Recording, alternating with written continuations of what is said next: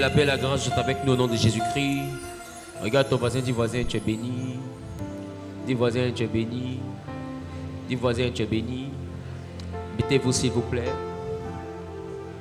Mettez-vous s'il vous plaît. Je vais apprécier Dieu pour vos vies. Je veux bénir Dieu pour cette opportunité qu'il me donne de me retrouver ici. Que l'Éternel te bénisse.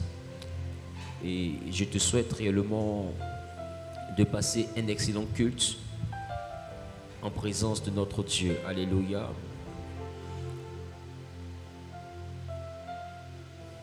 Je vous présente aussi des excuses. La climatisation a été revue à la baisse à cause d'un problème de baisse des tensions. On a eu un souci avec l'électricité tout à l'heure.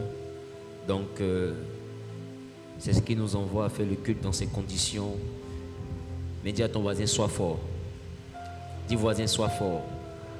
Ça va se régler. Alléluia. Le premier thème qui nous rassemble aujourd'hui, c'est quoi? C'est quoi? Quel est le thème? C'est quoi? L'héritage du serviteur. Quelqu'un dit l'héritage du serviteur. Dis avec moi l'héritage du serviteur. Regarde ton voisin, dis voisin, l'héritage du serviteur. Dis voisin, tu as un héritage si tu es serviteur. Alléluia. Je veux faire un récapitulatif pour ceux qui nous voient pour la toute première fois. Nous avons vu un premier point qui nous a dit, numéro 1, Dieu nous sauve de l'Égypte pour le servir. Et nous étions en Exode chapitre 8, le verset 1er, pour ceux qui veulent noter rapidement, qui n'étaient pas là. Premier point, vous mettez petit 1.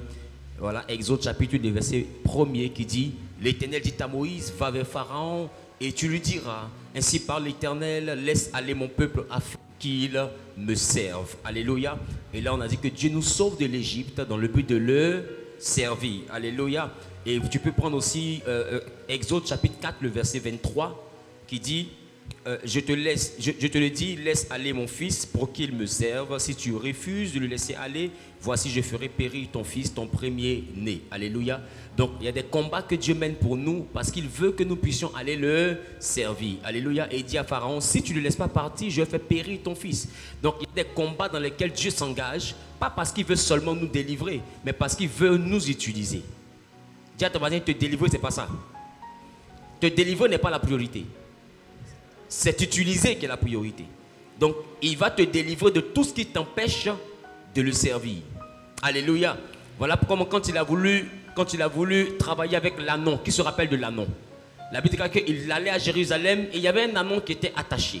Et il a dit, détachez-le, envoyez-le-moi. Et si quelqu'un vous demande, répondez simplement, le maître en a besoin. La raison pour laquelle l'ânon est détaché, c'est parce que le maître en a besoin. Si Dieu doit te délivrer, c'est parce que le maître a besoin de toi. Dis à ton voisin, si Dieu te délivre, ah, j'ai pas entendu. Dis voisin, si Dieu te délivre, c'est parce qu'il a besoin de toi. Dis voisin, si Dieu te délivre, c'est parce qu'il a besoin de toi. Si Dieu t'élève, c'est parce qu'il a besoin de toi. C'est afin que tu le serves. Alléluia. Ah, j'ai pas bien entendu un amen. Donne-moi l'amen le plus vitaminé de cette matinée. Alléluia. Deuxième point, nous avons vu que ce n'est pas parce que nous prions que nous sommes exaucés. Et nous étions en Jean chapitre 12, le verset 26, qui dit rapidement, et je cite, « Si quelqu'un me sert, qu'il me suive. » Parole du Seigneur Jésus. « Si quelqu'un me sert, qu'il me suive. Et là où je suis, là aussi sera mon serviteur. Si quelqu'un me sert, le Père l'honorera. » Dis avec moi, le Père l'honorera. Jean, le chapitre 12, le verset 26. Donc, Jésus dit que pour qu'on puisse être capable de le suivre, il faut qu'on le serve. Si tu ne le sers pas, tu ne le suis pas. Donc, autrement dit, c'est suivre Jésus, c'est servir Jésus qui permet de suivre Jésus. On ne suit pas Jésus que pour venir à l'église. On suit Jésus pour être utile entre les mains de Jésus. Alors Jésus dit, si quelqu'un me sert, alors c'est lui qui doit me suivre. Mais celui qui me suit, là où je suis, c'est là-bas aussi que sera mon serviteur. Et celui qui me sert, le Père va l'honorer. Dieu honore donc ceux qui s'engagent à le servir. Une chose, c'est d'accepter Jésus. C'est-à-dire franchir le pas d'aimer Jésus pour venir en Jésus. Et puis une autre chose, c'est d'aller jusqu'à maintenant vouloir être utile entre les mains de Jésus. Il est important de comprendre la bénédiction. La bénédiction n'est pas dans notre capacité à accepter Jésus, mais la bénédiction est dans notre capacité à aller jusqu'à servir Jésus. Parce que accepter Jésus ne va pas te bénir. Tu sais pourquoi? Parce que accepter Jésus te donne la capacité d'avoir la vie éternelle. La vie éternelle est la chose qu'on reçoit lorsqu'on accepte le Seigneur. Et la vie éternelle est la conséquence de sa mort à la croix. Quand il est mort à la croix, il a résolu une énigme. Une énigme réellement qui consistait à nous faire passer de la mort à la vie. Donc, c'est là que ça s'arrête. Mais il dit, pour que le Père puisse t'honorer, il est important que tu me serves. Et Pierre va demander un jour à Jésus, nous qui avons tout laissé pour te suivre, qu'en sera-t-il de nous? Il dit, il n'y a personne qui laisse tout pour me suivre sans avoir en retour le centuple de ce qu'il a laissé. Donc la promesse de bénédiction n'est pas rattachée à ceux qui l'acceptent, c'est rattaché à ceux qui le suivent. Or il a dit, c'est ceux qui le servent qui le suivent. Il dit, si quelqu'un me sert, qu'il me suive. Donc, accepter puis suivre, ça fait deux. Accepter, c'est dire, Jésus, je t'accepte comme mon Seigneur, je te donne ma vie. Mais suivre, c'est servir. Tu ne peux pas suivre Jésus si tu ne le sers pas. Mais tu peux accepter Jésus sans le servir. Mais tu ne peux pas suivre Jésus sans le servir. Qui comprend ce que je suis en train de dire? Aïe, aïe, aïe, aïe, aïe. Et c'est là qu'il dit, vous êtes le sel de la terre. Mais si le sel perd sa saveur, ça veut dire que tu es un serviteur. Mais si un serviteur arrête de servir, à quoi il sert? La Bible dit, il est bon à être jeté dehors et être foulé aux pieds. Je déclare, je décrète et je prophétise que le serviteur qui sommeille en toi se réveille. Que le serviteur de Dieu qui sommeille en toi se réveille. Quelqu'un a dit amen plus fort que son voisin est propriétaire de cette parole. Au nom de... Donc vous voyez qu'en réalité, ce n'est pas abus de langage lorsqu'on dit réellement que le pasteur Zahou est serviteur de Dieu. Parce que serviteur de Dieu, nous le sommes tous. Nous devrions tous l'être. Serviteur de Dieu, c'est toi. Serviteur de Dieu, c'est moi. Serviteur de Dieu, c'est ton voisin de derrière. Serviteur de Dieu, c'est la maman à côté. Serviteur de Dieu, c'est le jeune derrière. Serviteur de Dieu, c'est le papa devant. Serviteur de Dieu, c'est ceux qui sont là aux instruments. Tout le monde est appelé par Dieu pour le servir. Alléluia. Donne-moi un amen qui délivre. Nous avons vu un troisième autre point qui dit que Paul savait se définir. Donc un chrétien doit savoir se définir. Et on était en Romains chapitre 1er, le verset 1er qui dit Paul, serviteur de Jésus-Christ. Regardez comment il se définit. Il se définit comment? Il dit Paul, serviteur de Jésus-Christ. Quelqu'un dit Paul, serviteur de Jésus-Christ. Alléluia. Donc Paul se définit comme étant le serviteur de Jésus-Christ. Il n'a pas dit Paul, membre de l'église Genèse. Il n'a pas dit Paul, membre de l'église des rachetés de Sion. Il dit Paul, serviteur de Jésus-Christ. Tu peux avoir un grand pasteur, mais tu n'es rien tant que tu n'es pas un serviteur. Ce n'est pas la qualité de ton pasteur qui fait de toi un chrétien de qualité. C'est la dimension de ton service qui fait de toi un chrétien de qualité. Tu n'es pas un chrétien parce que tu marches avec un bishop, un archibishop ou bien un grand homme de Dieu. D'ailleurs, même un grand homme de Dieu, ça n'existe pas. Il n'y a que des hommes qui ont été qu'un grand Dieu. Dis amen bien. Dis amen bien. Dis amen bien. Dis à ton voisin, il n'y a pas de grand homme de Dieu. Mais il y a des hommes avec un grand Dieu. Donc, il est important que tu trouves dans la maison de Dieu tes repères. Il est important que tu trouves dans la maison de Dieu tes bases. Et être chrétien, ce n'est pas seulement une chose de venir à l'église. Non, c'est de savoir se définir. On a demandé à Jésus, qui es-tu? Je suis le chemin, la vérité et la vie. Qui es-tu? Je suis l'alpha, l'oméga. Je suis le commencement, la fin, le premier, le dernier, le lys de la vallée, le lion conquérant de la tribu de Juda, le soleil de justice. Qui es-tu? Il dit, je suis le pain de vie. Il dit, qui es-tu? Il dit, je suis le rejeton de la tribu de David. Écoute-moi bien, je vais dire à quelqu'un qui est en train de m'écouter. Jésus savait se définir. Je déclare que Dieu te révèle qui tu es. Je déclare que Dieu te révèle qui tu es. Que le grand serviteur de Dieu qui est en toi soit révélé au nom de... Ta manière de dire amen matin là, ça me fait bizarre. Normalement, le deuxième culte, c'est le culte de ceux qui ont bien dormi. Parce que le deuxième culte, c'est que tu as dormi juste quand tu es arrivé Tu as dormi jusqu'à 9 heures. Non, normalement tu es frais. Dis à ton voisin, normalement tu es frais. Alléluia. Dis avec moi, Paul savait se définir. Dis voisin, toi qui es-tu? Il dit Paul, serviteur de Jésus-Christ. Alléluia. Appelé à être apôtre. Toi tu es appelé à être qui?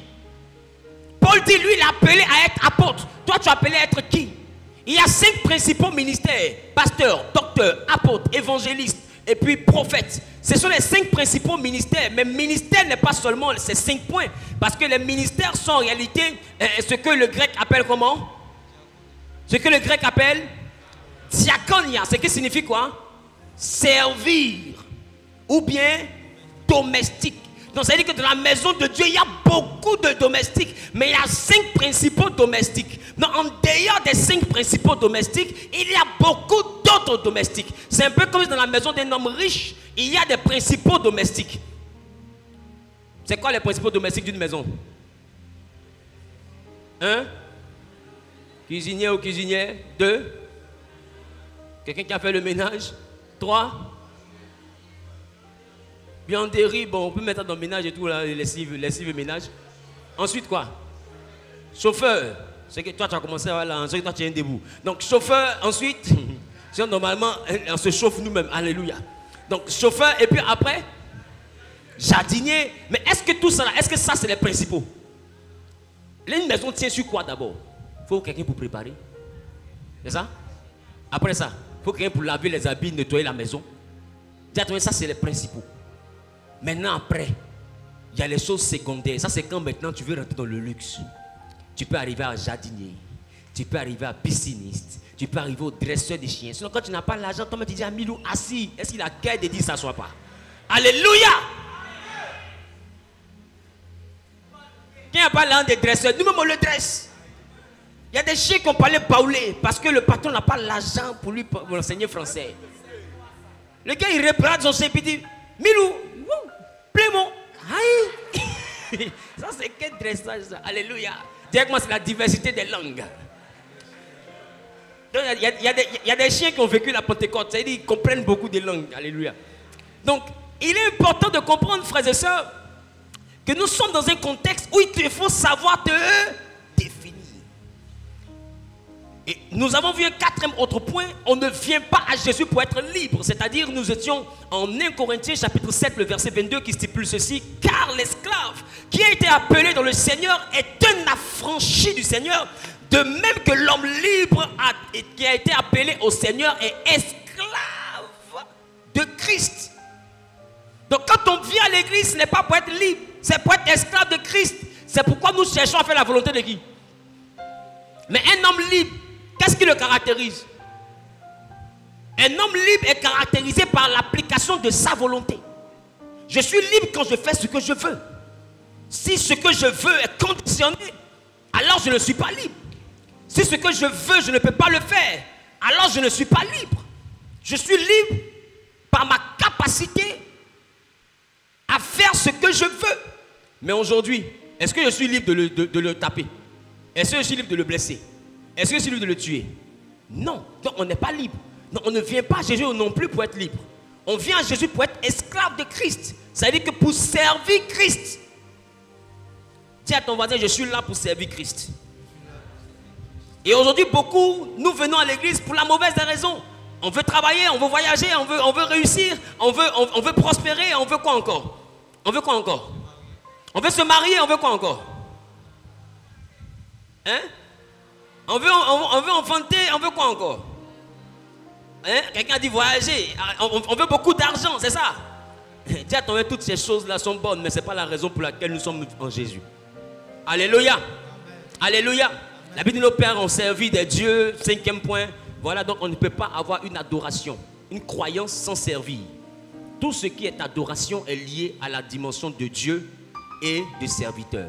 Alléluia. C'est pourquoi Dieu dans le grec, ça parle de kurios, qui est le même titre aussi utilisé pour Seigneur. Donc si quelqu'un est un Dieu, c'est que c'est un Seigneur.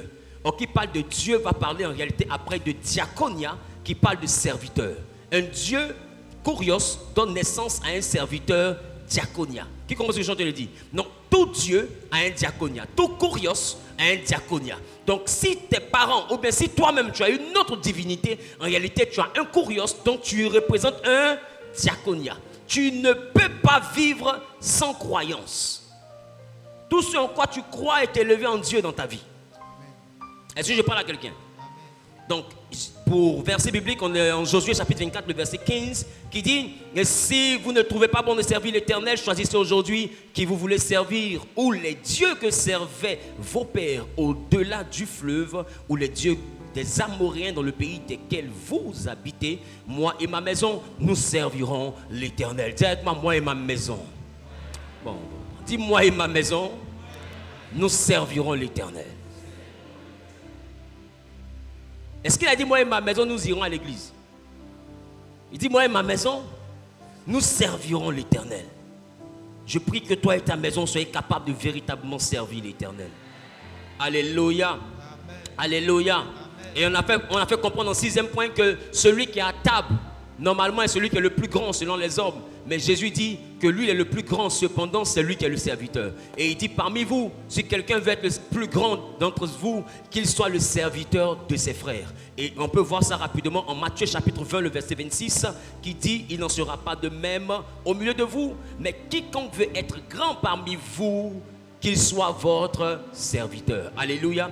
Donc servir est la condition qui nous envoie à la grandeur. On a parlé du zèle, qui est la capacité à servir Dieu avec passion en 7e point, avec Romains chapitre 12, verset 11. Romains chapitre 12, le verset 11. Et on a parlé du danger de servir Dieu avec négligence, par une malédiction qui est conférée en Jérémie 48, le verset 10, qui dit, maudit soit celui qui fait l'œuvre de Dieu avec négligence. Alléluia. Maintenant, là, je veux maintenant que nous puissions parler aujourd'hui de l'ouvrier de la dernière heure en 10e point. Alléluia. Matthieu chapitre 20, à partir du verset 1er jusqu'au verset 16. Que nous dit la parole de Dieu? Honorons la parole de Dieu, c'est la première lecture officielle. Matthieu chapitre 20, le verset 1er. Oui. Car le royaume des cieux est semblable à un maître de la maison qui sortit dès le matin, oui, afin de louer des ouvriers pour sa vigne. Oui. Il convint avec eux d'un denier par jour, oui, et il les envoya à sa vigne. Uh-huh. Il sortit vers la 3e heure, oui, et il en vit d'autres qui étaient sur la place sans rien faire. Oui. Il leur dit, allez aussi à ma vigne, et je vous donnerai ce qui sera raisonnable. Ils y allèrent. Ils sortirent de nouveau vers la 6e heure. Et vers la 9e heure. Et il fit de même. Étant sorti vers la 11e heure. Oui. Il en trouva d'autres qui étaient sur la place. Et il leur dit. Pourquoi vous tenez-vous ici toute la journée sans rien faire? Il lui répondit. C'est que personne ne nous a loués. Le hic, c'est que personne ne nous a embauchés. Allez aussi à ma vigne. Il dit, allez aussi à ma vigne. Leur dit-il. Oui. Quand le soir fut venu, oui, le maître de la vigne dit à son intendant, oui, appelle les ouvriers, et paie-leur leur salaire en allant des derniers aux premiers. Ceux de la 11e heure vinrent. Et reçurent chacun un denier. Les premiers vinrent ensuite. Croyant recevoir davantage. Mais ils reçurent aussi chacun un denier. En le recevant, ils murmurèrent contre le maître de la maison. Oui. Et il dit, oui, ces derniers n'ont travaillé qu'une heure. Oui. Et tu les traites à l'égard de nous, qui avons supporté la fatigue du jour, oui, et la chaleur. Oui. Il répondit à l'un d'eux, mon ami, je ne te fais pas tort. Oui. N'es-tu pas convenu avec moi d'un denier? Prends ce qui te revient, oui, et va-t'en. Je veux donner à ce denier, oui, autant qu'à toi. Oui. Ne m'est-il pas permis de faire de mon bien ce que je veux? Alléluia. Amen. Dieu te bénisse. Mettez-vous s'il vous plaît.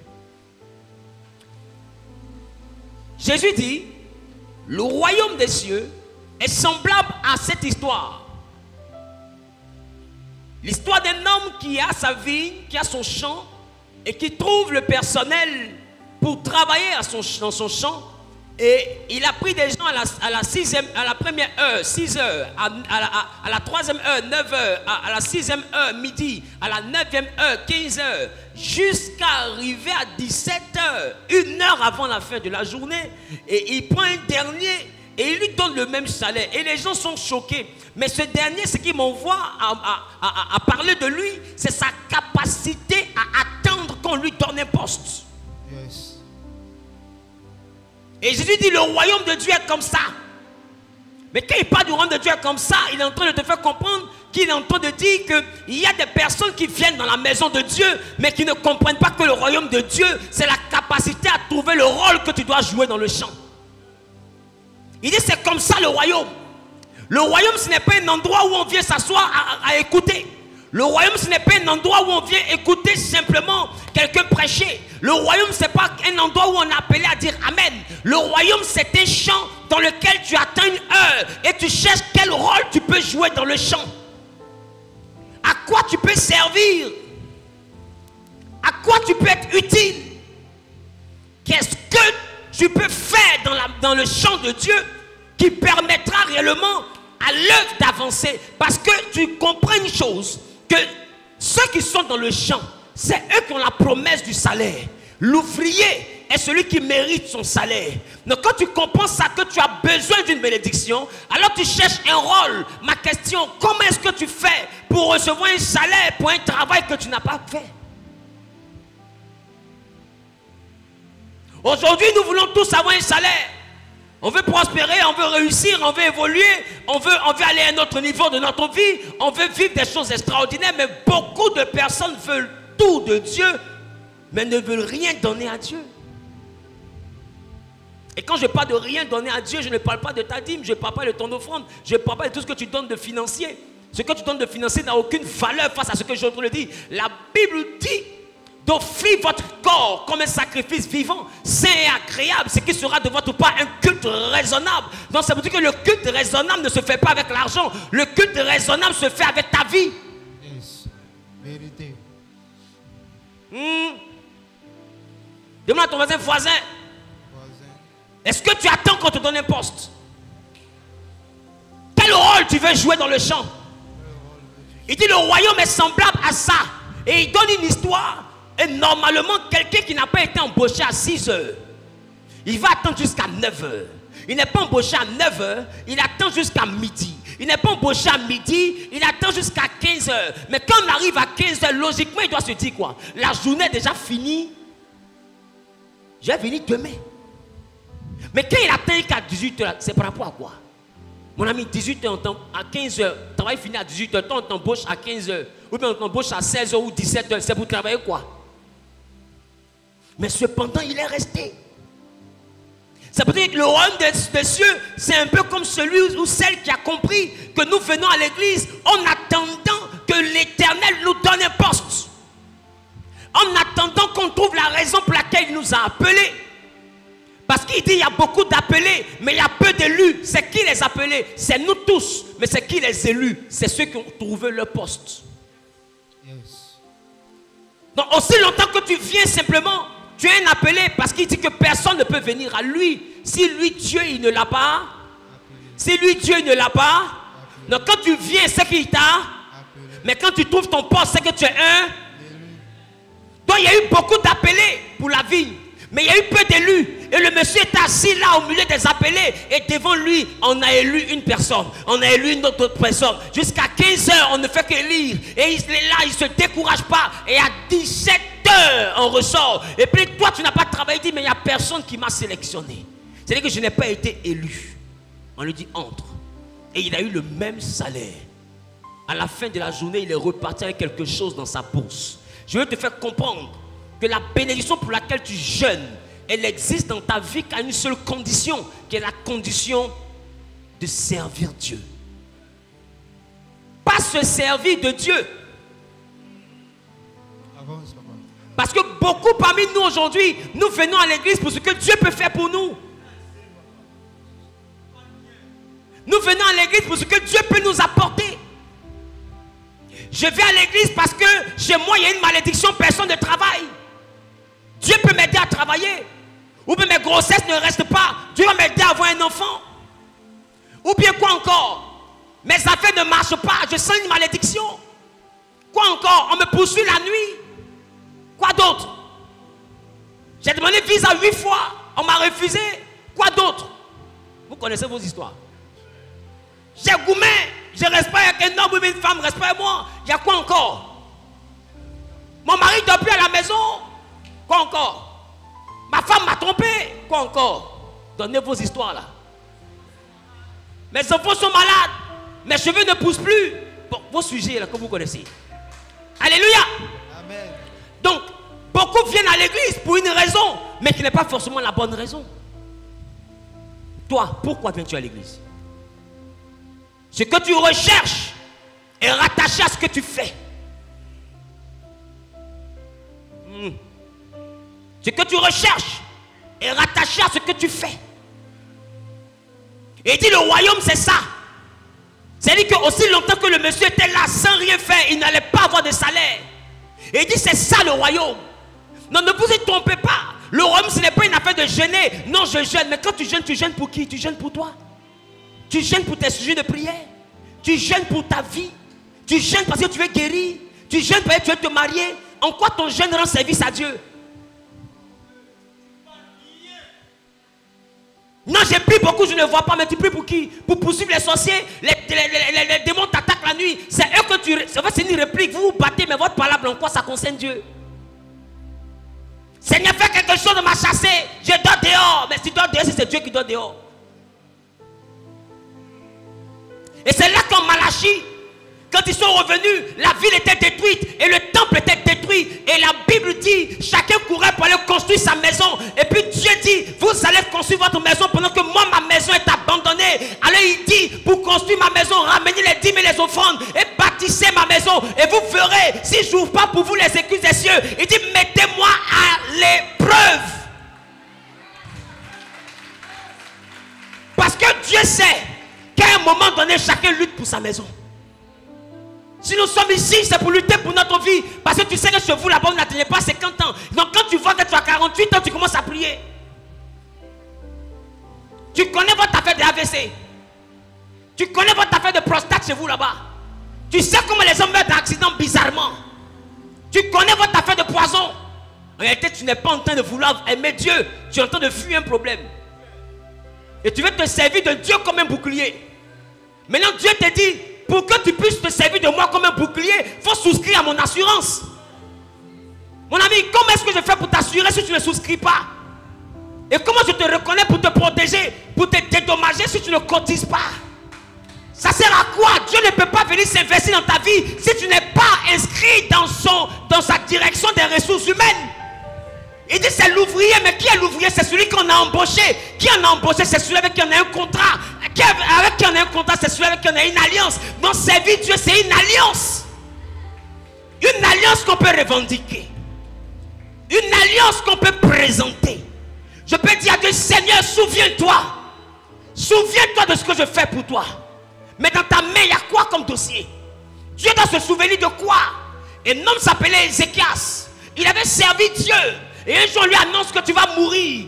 Et la Bible dit, ce n'était pas une affaire de ses parents. Ce n'était pas une affaire de sorcellerie. C'est un prophète qui est venu donner la volonté, la pensée de Dieu. Il dit, ainsi parle l'Éternel. Tu mourras. Le lit sur lequel tu as couché, tu ne vas plus t'en relever. Parce que tu mourras de cette maladie. Il n'a pas dit ta tante t'a attaqué.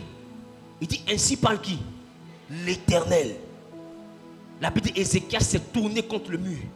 Et puis il dit à Dieu, Seigneur, souviens-toi de ce que j'ai fait dans ta maison. Mais si tu veux se souvenir de toi, il va se souvenir de toi comment? Souviens-toi des bérets que j'ai fait dans ta maison. Seigneur, souviens-toi de combien de fois j'ai critiqué Bagne d'une tante. Seigneur, souviens-toi de combien de fois je fouillais dans le foyer des gens. Seigneur, souviens-toi de combien de fois je chantais Marie des gens. Seigneur, souviens-toi de combien de fois je venais à l'église pour draguer les jolies petites filles. Seigneur, souviens-toi de quoi? Qu'est-ce que toi tu peux présenter à Dieu qui va l'envoyer à se rappeler de quelque chose qui démontre que tu ne mérites pas ce qui arrive? Parce qu'effectivement, quand tu regardes attentivement ta vie, tu y vois un problème. Avec tout ton potentiel, tout ton courage, toute ta connaissance, tu ne devais pas être à ce niveau. Mais pourquoi tu es toujours encore à ce niveau? Il y a un problème. Et Ézéchias était face à un problème. Il a fait tout ça. Il était un bon roi. Il était un bon serviteur. Et puis on lui annonce sa mort. Mais attends, l'ouvrier mérite son salaire. Mais le salaire, la mort n'est pas un salaire. Je t'ai servi, tu peux me payer la maladie. Quand tu demandes à Dieu la guérison, sur quelle base? C'est le salaire de quoi? Tu demandes à Dieu le mariage, c'est le salaire de quoi? Tu as fait quoi? Tu demandes à Dieu un enfant, c'est le salaire de quoi? Anne est venue devant Dieu, Pénina m'insulte, elle ne me respecte pas, Seigneur, je suis stérile. Patati, chaque fois elle pleurait devant Dieu. Tu as vu Dieu a réagi? Si on t'insulte stérile, est-ce que c'est moi ici stérile? La Bible dit, elle s'assise, elle a réfléchi jusqu'à... Et c'est là qu'elle comprend qu'il est écrit qu'il n'y avait pas de prophète. La lampe de l'Éternel n'était pas encore éteinte. Mais la voix de Dieu était rare. Fais comme ça. Tac. Si la voix de Dieu est rare, Anne comprend qu'il y a des sacrificateurs, mais il n'y a pas de prophète. Or, pour donner un prophète, il faut quelqu'un qui a un ventre. Alors Anne dit, Seigneur, même si je n'ai pas de rôle parmi les sacrificateurs, mais j'ai un ventre qui peut accoucher un prophète. Est-ce que mon ventre ne t'intéresse pas? Est-ce que tu ne veux pas prendre mon ventre pour faire quelque chose? Est-ce que tu ne veux pas utiliser mon ventre pour te servir? Dieu dit, mais ça c'est un bon deal. Il dit, mais comment tu as fait? Elle dit, je vais tomber enceinte. Il dit, oui, c'est ton enfant. Il dit, non, c'est pas mon enfant. Il vient au monde, je l'ai donné à téter. Dès que je le serve net, je le ramène chez toi, donc ça devient ton serviteur. Dieu dit, non, c'est que c'est un bon deal. Donc le ventre m'appartient pour 9 mois. Elle dit, oui, le ventre t'appartient pour 9 mois. Elle a prêté son ventre à Dieu pour 9 mois. Son ventre a servi Dieu pendant 9 mois. Elle a transpiré pour 9 mois. Elle a craché par terre pour 9 mois. Elle a vomi pour 9 mois. Et la Bible dit, après 9 mois, elle a donné naissance à Samuel. Et quand Samuel est né, Dieu lui a donné 5 enfants pour lesquels elle n'avait pas prié. 5 enfants pour lesquels elle n'avait pas prié. Est-ce que tu as compris? Est-ce que tu as compris? Yes. Tu as compris ce que je te dis? Je te dis quoi? T'as fait combien? T'as fait 6, non? 5 enfants pour lesquels elle n'avait pas prié. Tu t'appelles comment? Quoi ça? Il y a une chose que Dieu va te donner, mais c'est rattaché à ton service. 5 enfants pour lesquels elle n'avait pas prié. Est-ce que tu sais que tu n'as pas besoin de prier?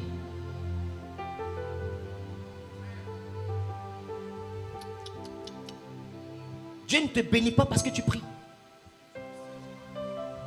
Dis-moi, est-ce que le ministre a besoin de prier pour qu'on lui donne une voiture de fonction? Est-ce que le ministre a besoin de prier pour qu'on lui donne des gars du corps? Est-ce que le ministre a besoin de prier pour qu'on lui donne un cortège? Mais pourquoi on lui donne ça? Parce qu'il sert. On ne donne rien à celui qui ne sert à rien. C'est simple. C'est simple. Et les gens sont là, ils ont gourmé parce que des gens servent Dieu et puis Dieu les élève. Ah, toi aussi. Dis à ton voisin, voisin.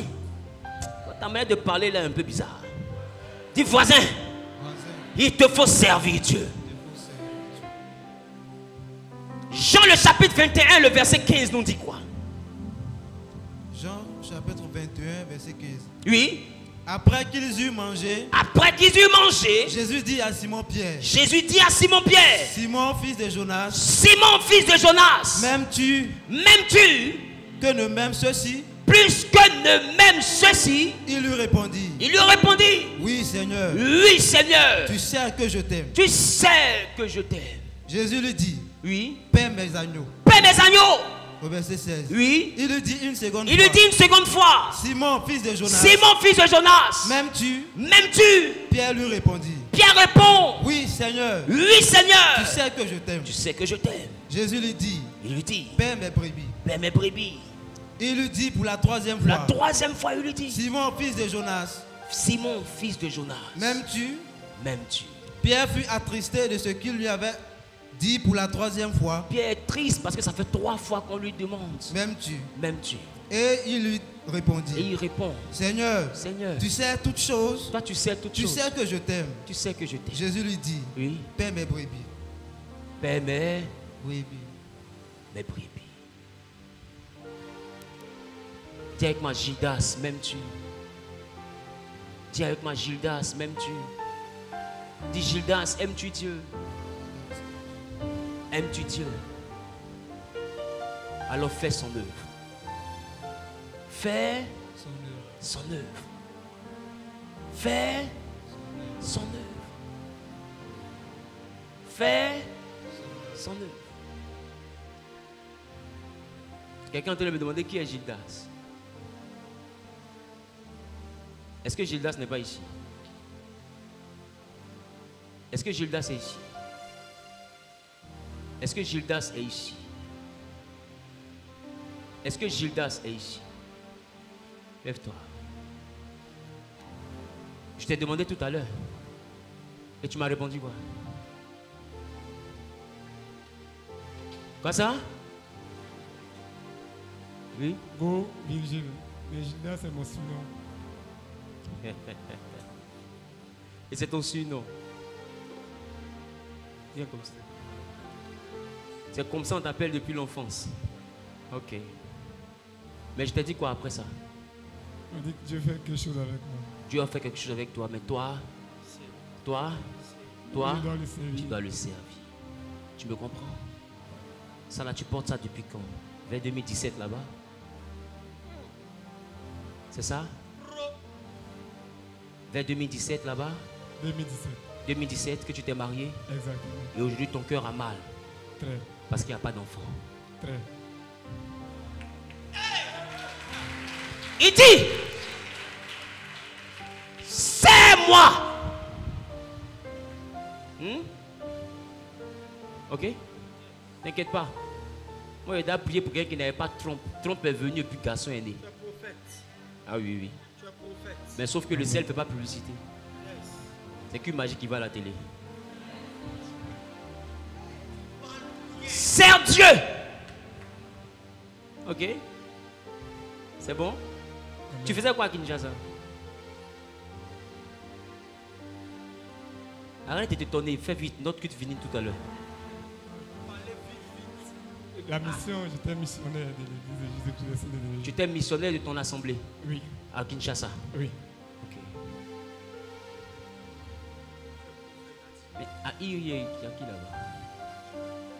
À Irie, il y a qui là-bas?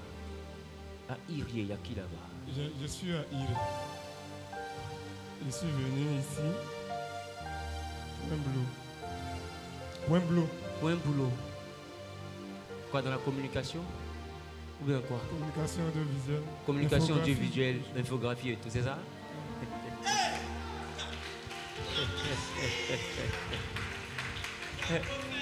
Dis avec moi, sers Dieu. Dis Gildas, sers Dieu. Dis Gildas, sers Dieu. Dis Catherine, sers Dieu. Catherine, sers Dieu. Catherine, sers Dieu. Tu as perdu ton mari. Oui, papa. Tu as 6 enfants. Oui, c'est Dieu. Tu comprends? C'est Dieu. Arrête de pleurer sur ce qui est gâté. Ce qui est gâté est gâté. Ce qui est versé, on ne ramasse pas. Mais ce qui est dans le gobelet, on ne renverse pas. Tu comprends? Dieu t'a pas tout pris. Donc il ne faut pas en vouloir à Dieu. Reprends ton service. Et sers Dieu. Je suis prophète de base. Sers Dieu. Et tu verras que de tes enfants sortira quelqu'un qui va te faire du bien. Oui, sers Dieu. Oui, papa. Ne regarde pas ce que tu as perdu, regarde ce que tu vas gagner. Oui, papa. Ce qui arrive est plus important que ce qui est parti. Que l'Éternel vous donne la capacité de le servir. Que l'Éternel vous donne la capacité de le servir. Que l'Éternel vous donne la capacité de le... Que nous dit la Bible? Oui? Allons-y. Jean le chapitre 21, verset 15. Verset 15. Il dit, Pierre, m'aimes-tu? Dis-moi, Pierre, m'aimes-tu? Maintenant, quand il dit à Pierre, est-ce que tu m'aimes? Pierre lui dit, oui, je t'aime. Et qu'est-ce qu'il répond à Pierre? Paie mes brebis. Paie mes brebis, autrement dit, fais mon œuvre. Tu ne peux pas dire que tu aimes Dieu si tu ne fais pas son œuvre. Pierre, si tu m'aimes, fais mon œuvre. Dis voisin, si tu aimes Dieu, fais son œuvre. Il faut laisser, j'ai honte. Il faut laisser, je suis timide. Il faut servir Dieu. Laisse, je n'ai pas le temps. Tu sais, des fois, tu n'as pas le temps. Hein? Mais pour aller à l'hôtel, tu trouves le temps. C'est pour venir à l'église que tu n'as pas souvent le temps. Sinon, tu as eu le temps, la grossesse là, tu as eu le temps. Écoute-moi. En réalité, on n'accorde pas notre temps à ce qui ne suscite pas notre intérêt. Sinon, on a le temps. Sers Dieu. Pierre, m'aimes-tu? 1 Corinthiens chapitre 2, le verset 9, nous dit quoi? 1 Corinthiens, oui, chapitre 9, oui, le verset 2. Je lis la parole de Dieu. Chapitre 2, le verset 9. Je lis la parole de Dieu. Oui. Mais, comme il était écrit, oui, comme il est écrit, oui, ce sont des choses que l'œil n'a point vues. Ce sont des choses que l'œil n'a pas vues. Que l'oreille n'a point entendues. Que l'oreille n'a pas entendues. Et qui ne sont point montées au cœur de l'homme. Qui ne sont pas montées au cœur de l'homme. Des choses que Dieu a préparées pour ceux qui l'aiment. Des choses que Dieu a préparées pour ceux qui l'aiment. Pour ceux qui l'aiment. Est-ce qu'il a dit pour ceux qu'il aime? Le L apostrophe là, c'est pour qui? Qui est L apostrophe? Les personnes, les autres. C'est? Qui est le L apostrophe? C'est Dieu ou mais c'est les hommes? Qui dit qu'ils sont les hommes? Qui dit que c'est Dieu? Écoutez, la Bible dit, d'accord, ce que Dieu a prévu, etc., d'accord, faire pour ceux qu'il aime, c'est ça? Maintenant, remarquez, ceux, c'est en quoi? C'est au singulier, mais c'est au pluriel? Au pluriel. Singulier ou pluriel? Pluriel. Maintenant, quand il dit ceux qu'il aime, qu'il l'aime, non, c'est pour ceux qui l'aiment. L'aime là, vous remarquez qu'il y a quoi à la fin? ENT. Mais le L là, ça représente qui? Ça représente Dieu. Parce que si ça représentait, si le M était là pour Dieu, M n'aurait pas eu ENT, ça aurait dit que c'est simplement un E. S'il y a un ENT, c'est que le M là est là pour le pluriel. Or, le pluriel ici, c'est pour la multitude des personnes. Non, en réalité, Dieu ne fait pas ce que l'œil n'a jamais vu, ni ce que l'oreille n'a jamais entendu, pour ceux que lui, il aime.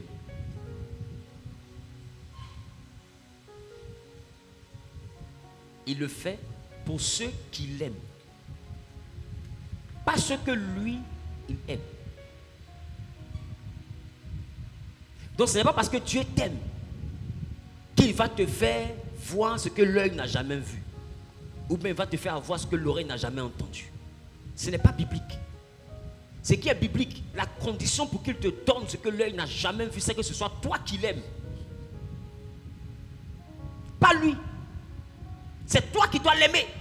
Maintenant, il demande à Pierre, m'aimes-tu?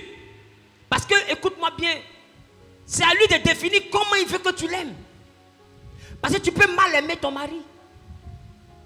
Voilà pourquoi la Bible dit que les jeunes filles partent auprès des femmes âgées pour qu'on leur apprenne comment aimer leur mari. Parce que, mariage là, aimer là, il y a une manière. Quelqu'un peut t'aimer, mais d'une manière que toi-même tu n'aimes pas. Qui commence ce que je suis en train de dire? C'est-à-dire que mon ami, tu m'aimes, mais c'est dans texto.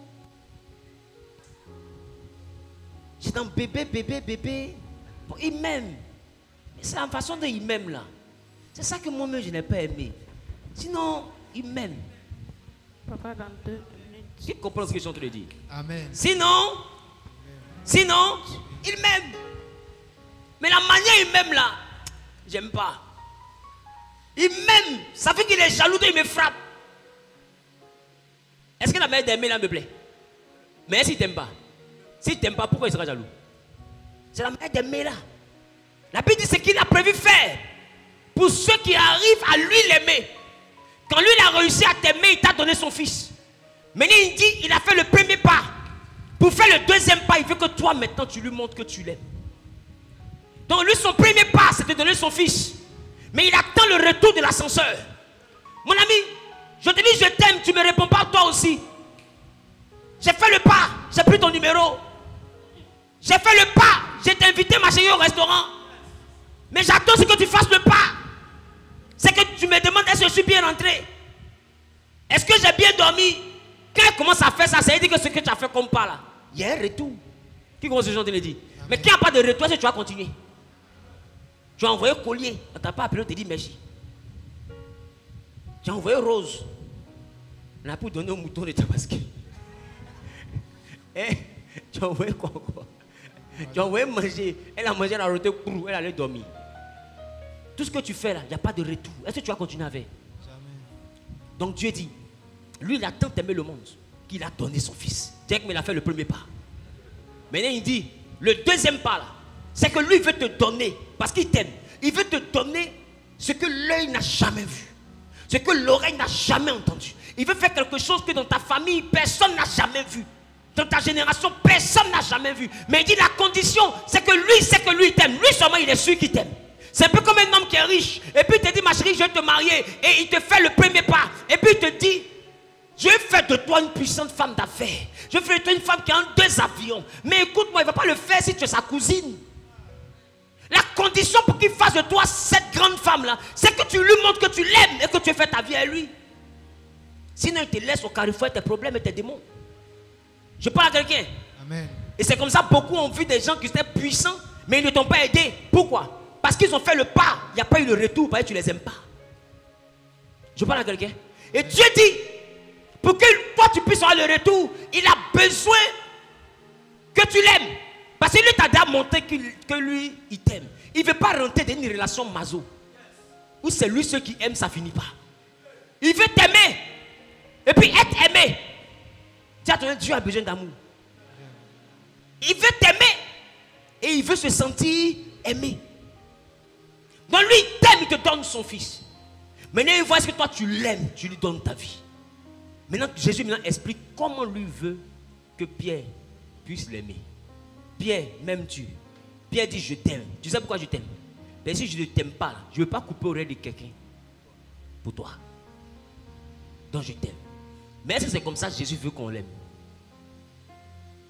Pierre, m'aimes-tu? Il dit, je t'aime. J'ai laissé tout pendant 3 ans et demi pour te suivre. Ça veut dire, je t'aime. Ok. Pierre, m'aimes-tu? Il dit, oui, je t'aime. Même quand j'étais renié, tout le monde t'a abandonné. Je suis le seul qui t'a accompagné jusqu'à quand le coq a chanté, j'étais pas loin. Donne-moi le nom d'un seul qui était à côté de toi. J'étais renié, ça, je suis d'accord, Mais est-ce que j'étais pas là? Entre celui qui a renié et puis qui est là. Et puis celui qui n'a pas renié et puis qui a pas. Qui est prêt pour toi? Donc Pierre répond aux 3 questions. Première question, est-ce que tu m'aimes? Je t'aime, j'ai quitté ma maison. Est-ce que tu m'aimes? Je t'aime, j'ai coupé l'oreille. Est-ce que tu m'aimes? Je t'aime, je t'ai accompagné jusqu'au sang du coq. Mon ami, je t'aime. Il dit, si tu m'aimes vraiment, faut faire mon œuvre. C'est il m'a dit quoi? Tout ce que tu as démontré, ça montre que tu m'aimes. Mais tu ne m'aimes pas comme moi, je veux qu'on m'aime. Moi, je veux qu'on m'aime en faisant mon œuvre. Tu m'as aimé pour sortir de chez toi. Tu m'as aimé pour couper l'oreille. Tu m'as aimé pour ne pas me quitter malgré l'opposition. Mais pourquoi tu n'arrives pas à m'aimer jusqu'à venir me servir? Et dès que je meurs, tu t'en redevenir pécheur.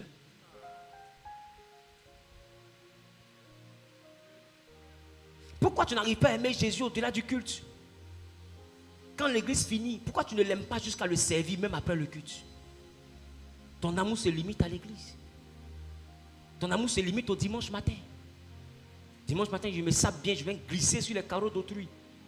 Galilée, Galilée, Galilée, où je viens. Au fait, là, je suis en train de démontrer que je l'aime. Dis à ton voisin, c'est la comédie. Parce que tout ce que tu es en train de glisser là, tu es en train de glisser pour que Dieu te voie, pour qu'il chasse le mari de nuit. Donc là encore, c'est une mascarade. Demande à ton voisin, pourquoi tu fais ce que tu fais? Parce que laisse-moi te dire, quand un homme ou une femme constate qu'en réalité tu l'aimes, mais pour ce qu'il te donne et non pour qui il est, il trouve que c'est un théâtre. Qui comprend ce que je suis en train de dire? Et ça n'a pas de valeur. Il veut te donner quelque chose. Mais il a besoin de se rassurer que tu l'aimes. Et si tu l'aimes, tu vas le servir. Si tu l'aimes, tu seras présent.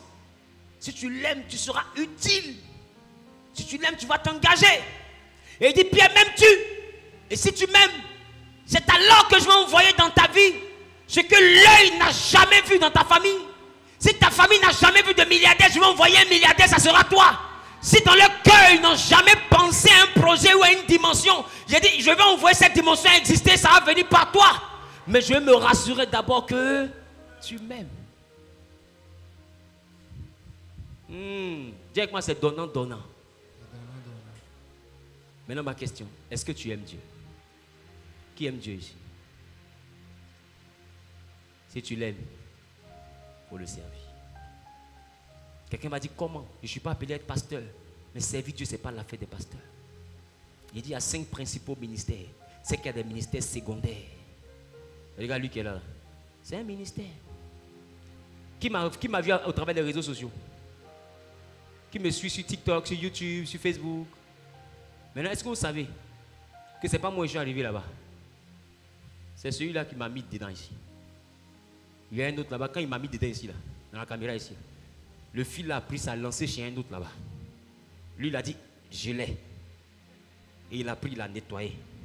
Il a découpé. Et puis il a fait une vidéo. Et il a pris la vidéo là. Et il a balancé. Tu vois que c'est beaucoup d'autres ministères. Et tous ces ministères-là t'ont envoyé à une conclusion. L'homme de Dieu, là, il prêche bien d'elle. Mais pourquoi tu arrives à cette conclusion? Il y a eu beaucoup de petits ministères. Ils ne sont pas forcément pasteurs. Ils ne sont pas forcément apôtres. Ils ne sont pas forcément évangélistes. Mais ils contribuent d'une manière indescriptible au salut des âmes. Tous ceux qui ont arrêté la masturbation par mes prédications, ça c'est caméramans, monteurs et tout, que vous devez dire merci. Parce que moi j'ai prêché dans la salle. C'est eux qui ont envoyé ça chez vous. C'est eux. Donc il ne faut pas dire, parce que je te dois beaucoup. Il faut dire caméraman, merci. Monteur, merci. Toi qui as monté la vidéo, merci. Toi qui as posté. Mais c'est toi qui as envoyé ça chez moi. Parce qu'en réalité, moi j'étais à Yopougon. Le culte se passait à Angré. Mais tu as mis ça sur internet, ça allait me trouver à Yopougon. Prédication arrivée payée. Non, même pas arrivée payée. Mais tu n'as pas payé. Arrivé réadé. Alléluia. Dis-moi, il y a beaucoup de sous-ministères. Et c'est autant utile. Aujourd'hui, le nom que Dieu m'a donné et la bénédiction que je représente dans la francophonie, mais c'est rattaché à tous ces enfants que Dieu m'a donné. Tu ne peux pas devenir grand s'il n'y a pas de personnes qui croient en toi. L'œuvre de Dieu ne peut pas avancer s'il n'y a pas de personnes qui sont volontaires pour servir. Que sais-tu faire? Tu sais décorer, c'est mal décoré, arrête de nous critiquer, viens décorer. Tu es professionnel, tu regardes les images, tu sens que j'aime bien le ministère là, mais les images ne sont pas bien calibrées, je sens que la chose n'est pas bien réglée. Ma soeur, il ne faut pas vous regarder comment mon visage est flou, il faut venir régler. Je parle à quelqu'un ou pas? Non, je suis arrivé à un point d'électricité. Vraiment, quand je reste, ça doit être un problème de temps. Arrête de dire quand je regarde. Viens faire. Je parle à quelqu'un ou je bavarde?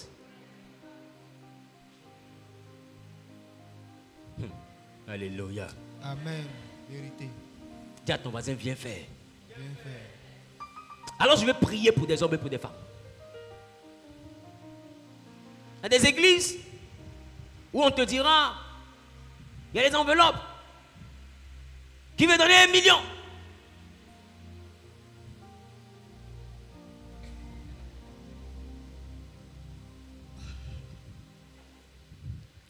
Qui veut donner 500 000? Cours, arrache ta bénédiction.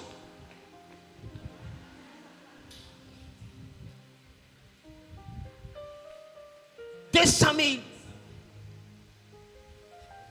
Hop là. 100 000. 50 000. Au nom de quoi? Je vais dire une parole, ta vie va changer. Fake news. Et tu as été braqué avec ton consentement. Ça veut dire que quelqu'un te viole et puis tu lui dis merci. C'est ça, au fait. C'est ça. C'est ça. Tu as envoyé un émoticône de cœur à quelqu'un qui te viole. Et puis, quand tu as la pêche, ils m'ont violé. Mais si ton violé, le cœur, là, tu envoies, c'est par rapport à quoi? Qui commence à chanter le dit? Tu es d'accord pour te faire dépouiller. Mais ici, j'entends te dire, ils ont pris ton argent cadeau. La vraie bénédiction, c'est pas quand tu donnes tes 1 million. S'ils donnent tes 1 million, ça doit être quelque chose de volontaire parce que tu sais ce que Dieu a fait pour toi. Mais la plus grande offrande, c'est quand tu te donnes toi-même. Le problème, c'est que tu viens de donner tes 1 million et puis toi-même, tu te retournes.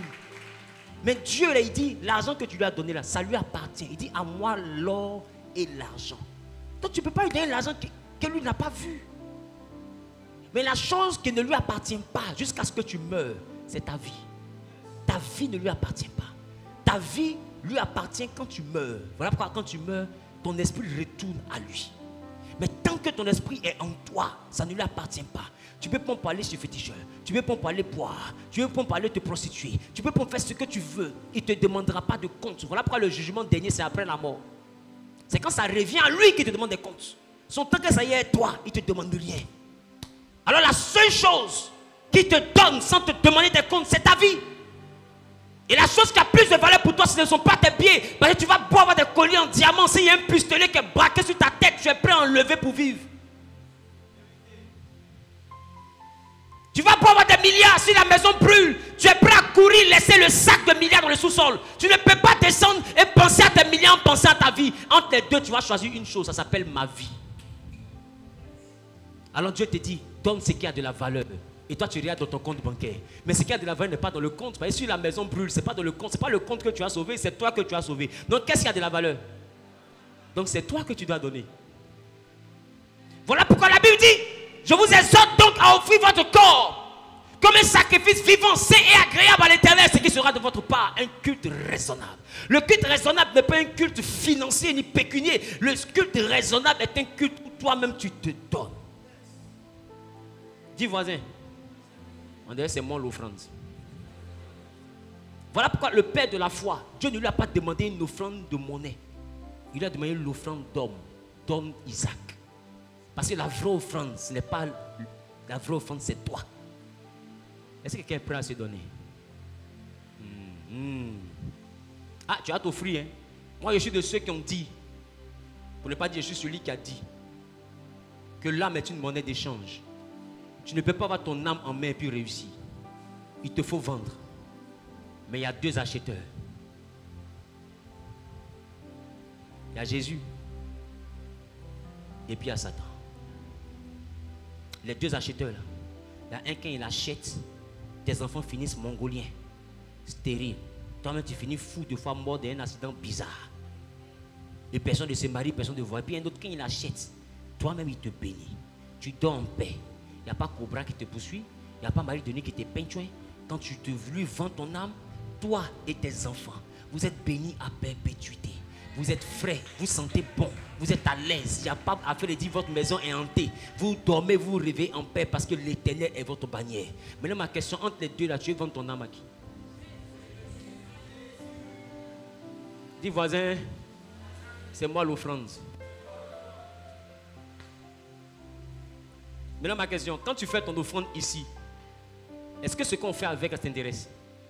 C'est plus ton problème. Ça veut dire que quand tu vas venir en tant que l'offrande, ce que Dieu va te demander de faire là, ce n'est plus ton problème. Ce qu'il va te prendre pour faire là, ce n'est plus ton problème. Ce n'est pas à toi de dire non, ça là, je n'ai pas envie de faire. Le billet de 5 là. Si lui dit qu'il faut devenir Coca-Cola, il ne peut pas me dire il ne va pas. Parce que c'est une offrande. Or, le point c'est que les gens donnent leur vie, mais ils contrôlent ce qu'ils font. Je te donne ma vie, mais je n'ai pas envie de faire évangélisation, papa, il fait intercession. Aïe. Donc il faut prendre ta vie. Moi tu finis de faire offrande ici, tu dis pasteur, offrande j'ai fait là. En réalité là, c'est pas un truc, c'est vous payer, tapette, c'est vous payer. Ma chérie, offrande en fait, et puis il y a beaucoup de paroles derrière là. Prends, faut partir. Tu payes ta pète, il vient mettre ta pète ici. Amen. Donc si tu donnes ta vie, c'est pas pour trier ce que tu as fait, c'est pour faire ce qu'on t'a demandé de faire. Parce que quelque chose qui est donné, ce qu'on fait avec là, ça ne t'intéresse plus. Si tu me donnes ton téléphone portable, tiens un téléphone cadeau, et puis un peu son manette, mets en charge à 8h. Tu n'as pas mis ton charge à 8h. Écoute-moi, débranche à 9h. Mais pourquoi tu n'as pas débranché à 9h? Mon ami, il y a quoi? Tu m'as donné le téléphone là ou bien? Tu ne m'as pas donné le téléphone là. quoi? Qu'est-ce que tu as fini par faire? Tu as eu ton téléphone. Parce qu'on dit ici, vigile le téléphone. Tu m'as donné, je fais de ton téléphone ce que je veux parce que c'est devenu mon téléphone. Alléluia. Amen. Viens donner la vie. Tu veux servir Dieu, tu veux t'engager, viens devant. Viens devant. Viens devant. Viens devant.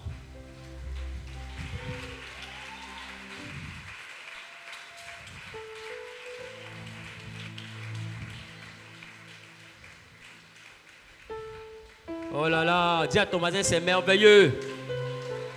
Dis voisin, et toi? Tu sais, il y a des frères et sœurs qui ont servi Dieu et puis leur service a envoyé à ce que toi tu puisses avoir les vidéos. Alors il faut te demander, mais qu'est-ce que moi je peux faire pour que d'autres personnes aussi puissent avoir ce que moi j'ai eu? Quelqu'un a dit Amen. Amen. Est-ce que tu sais que Satan est en train d'avoir honte? Est-ce que quelqu'un peut pousser? Aïe, aïe, aïe, aïe, aïe, aïe, aïe. Alléluia. Alléluia. On va prier. On va dire Seigneur. Répète avec moi. Seigneur, je me nomme Wilfried Zawi. Et en ce jour, dimanche 28 avril, je décide de te servir. Il eut un jour où j'ai décidé de te donner ma vie. Maintenant, je décide de te servir. Père, prends ma vie et utilise-moi comme tu veux. Fais de moi ce que tu veux. Travaille avec moi comme tu le désires. Envoie-moi et j'irai. Je te présenterai mon talent. Et je suivrai ta volonté. Je suis prêt. Utilise-moi. Au nom de... Seigneur, je te recommande tes fils et tes filles. Et je prie au nom suprême de Jésus-Christ de Nazareth que tu bénisses leur engagement. Que tu bénisses leur vie. Et que tu donnes à chacun de pouvoir aller à une autre dimension avec toi. Gloire et louange te reviennent. Au nom suprême de Jésus-Christ de Nazareth, j'ai prié. Quelqu'un a dit Amen bien. Quelqu'un a dit Amen bien. Regardez, il y a des personnes qui ont levé leurs mains. Il y a des personnes qui ont relevé leurs mains. Regardez tout autour de vous. Voilà, suivez-les. Ils vont prendre juste les noms et contacts. Et puis vous rentrez pour qu'on termine le culte. On peut apprécier Dieu pour leur vie pendant qu'ils y vont. Quand j'entends ta douce voix, Jésus, je viens à toi. Je viens, mon sauveur, lave-moi à le son de la voix. J'entends ta douce voix. Jésus, Jésus, je viens à toi. Moi je viens à toi.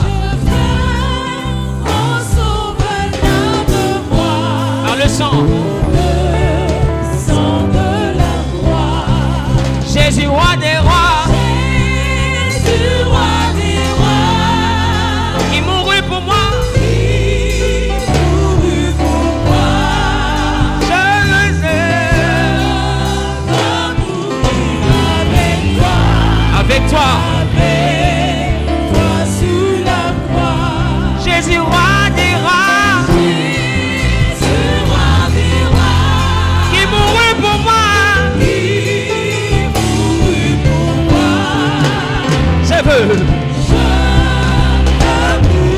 avec toi sur la croix. Jésus, roi des rois. Jésus, roi des rois. Qui mourut pour moi. Est-ce que quelqu'un peut lever les deux mains et adorer Dieu? Est-ce que quelqu'un peut lever les deux mains et adorer Dieu? Jésus, roi des rois, ensemble. Jésus, roi des rois. Il mourut pour moi. Il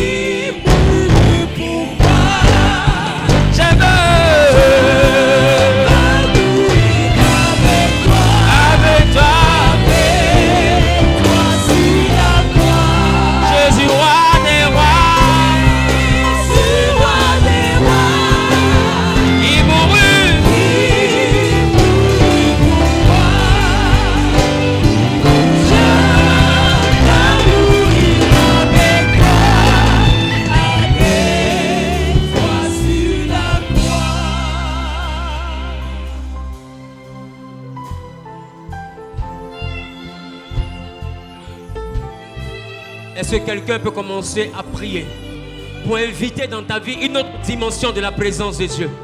Commence à inviter dans ta vie une autre dimension du Saint-Esprit. Dis-lui, Saint-Esprit, remplis-moi de toi. Inonde-moi de toi. Remplis-moi de toi. Parle à Dieu. Nous sommes les élus du Saint-Esprit, alors nous ne pouvons pas fonctionner sans le Saint-Esprit.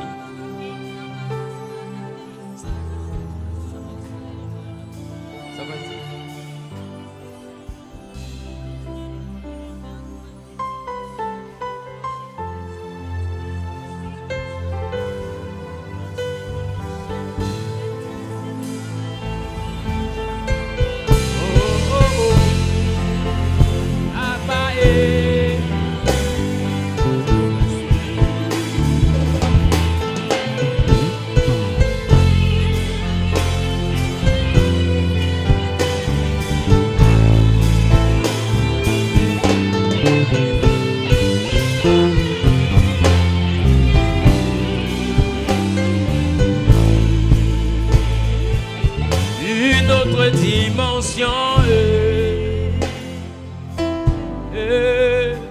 en ce lieu. Une autre dimension est Papa oh oh dans ma vie. Une autre dimension est Adonai dans ma vie. Une autre dimension est en ce lieu. Une autre dimension est en ce lieu. À part une autre dimension, oh Rabbi, en ce lieu. Une autre dimension, Adonai, en ce lieu. Une autre dimension, en ce lieu. Alléluia.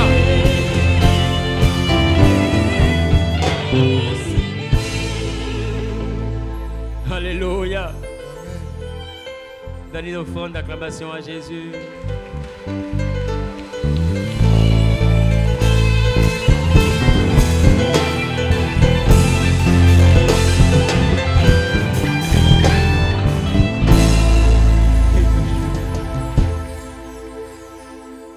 Alléluia. Amen. Mettez-vous s'il vous plaît.